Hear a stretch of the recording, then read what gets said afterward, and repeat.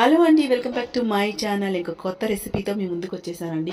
శ్రావణ మాసం పూజా ప్రసాదాల్లో ఇంకొక recipe add చేస్తున్నానండి. అవి ఏంటంటే బెల్లం అప్పాలు. వీటిని ఎలా ప్రిపేర్ చేయాలో చూసేద్దామండి. సో వీడియో చివరి వరకు చూడండి. మీకు నచ్చితే వీడియోని లైక్ చేయండి, షేర్ చేయండి. ఛానల్లో చాలా మంచి రెసిపీస్ ఉన్నాయి, ఒకసారి వెళ్ళి చూడండి, మీకు నచ్చుతుందండి. ఇంకా లేట్ చేయకుండా వీడియోలోకి వెళ్ళిపోదామండి.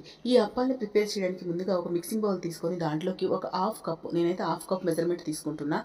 హాఫ్ కప్ బియ్యం పిండి, హాఫ్ కప్ గోధుమ పిండి, హాఫ్ కప్పు సుజీ రవ్వ అంటే ఉప్మా రవ్వ వేసుకొని మొత్తం మూడు కూడా చక్కగా కలిసేటట్టు మిక్స్ చేసుకోవాలండి.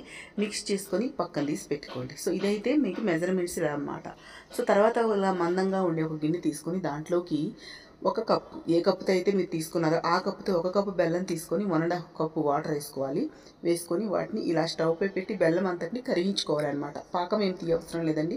బెల్లం అంతా కరిగాక దాంట్లోకి ఇలాచీ పౌడర్ వేసుకొని మనం కలిపి పెట్టుకున్న పౌడర్ అంతటిని కూడా కలుపుకోవాలి. కలుపుకొని మొత్తం ముద్దలు కట్టకుండా కలుపుకోవాలండి. బెల్లం అంతా దాంట్లోకి మిక్స్ అయ్యేటట్టు ముద్దలు కట్టకుండా మొత్తం కలుపుకోవాలి. కలుపుకొని దాన్ని మూత పెట్టి స్టవ్ ఆఫ్ చేసేసి, చూడండి ఇలా అవుతుంది. అప్పుడు దానిపైన మూత పెట్టి స్టవ్ ఆఫ్ చేసేసి పక్కన తీసి పెట్టుకోవాలి. అది చల్లగా అయినంత వరకు.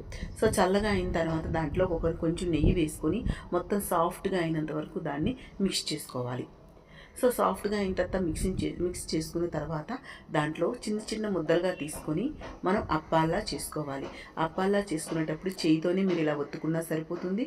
లేదంటే ఒక ఆయిల్ పేపర్ పైన లేదా మిల్క్ ప్యాకెట్ పైన వేసి ఇలా మనం అరిసెలకి ఎలా ఒత్తుకుంటామో అలా ఒత్తుకున్నా సరిపోతుందండి. లేదా ఇలా ఫింగర్స్ పైన కూడా వేసుకొని చేసుకున్నా సరిపోతుంది. క్రాక్స్ లేకుండా చేసుకోండి. మరి మందంగా కాకుండా పలుచగా కాకుండా చేసుకోండి. అప్పుడైతే బాగా వస్తాయండి. సో ఇలా అన్నీ చేసుకొని పక్కన తీసి పెట్టుకోండి. ఇలా రెడీ చేసుకున్నాక స్టవ్ పైన ప్యాన్ పెట్టుకుని డీప్ ఫ్రైకి సరిపడా ఆయిల్ వేసుకోండి.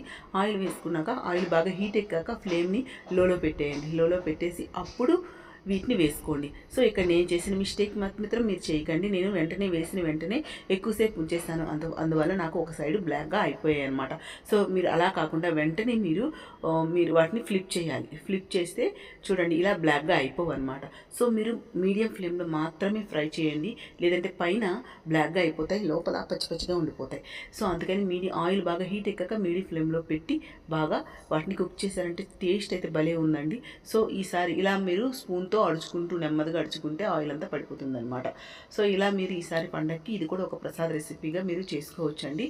తొందరగానే అయిపోతుంది. సో మీకు వీడియో నచ్చితే, రెసిపీ నచ్చితే ప్లీజ్ అండ్ లైక్ చేయండి, షేర్ చేయండి.